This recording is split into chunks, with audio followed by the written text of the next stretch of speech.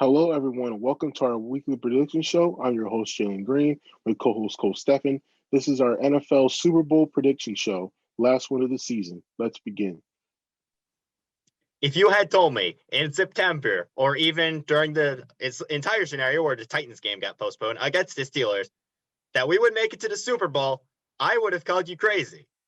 But here we are in February, just days away from the big game.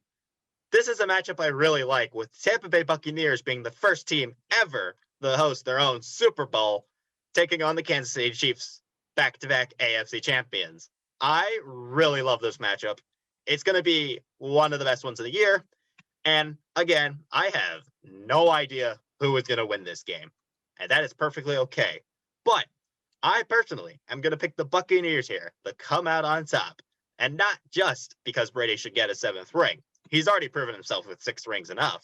But he has more pieces available to him. He has Ronald Jones, Leonard Fournette, Chris Godwin, Mike Evans. Excellent options. Even if he doesn't have Antonio Brown, he has Scotty Miller, who went off on the Packers. He has a strong defense on the other end with Devin White and JPP and Shaq Barrett and even the underrated Lavonte David, amongst many other people. One other thing to note here for the Buccaneers, they'll have an easier time against the offensive line. There's no Eric Fisher on the other side after he tore his Achilles, or what I believe. It definitely is an Achilles injury. I'm not sure if he tore it. But it's absolutely just going to be a field day for the defense as well as Tom Brady and the offense. So my lock of the week here, of course, is for this game. And I personally am going to have the Bucs winning by 7. I'm going to approximate, let's say, 30-23. Brady, personally, is going to have a solid day with he's not going to have a record-breaking day like he did in Super Bowl 52, but he's probably going to put up about 300 yards, let's say 2 to 3 touchdowns, no interceptions, because that just seems like a flaw. And you can't afford an interception, especially when you're going up against the Chiefs. Interesting. I'm going to agree with you. I'm going to pick the Bucs to win as well. I actually have a Buccaneers hat to prove that I'm picking them to win this game. It's going to be a good matchup. The Chiefs are obviously a great opponent, back-to-back AFC champions and the returning Super Bowl champions. It's going to be a good matchup for the Bucs, but I think Brady and company are going to edge them out slightly to get this win.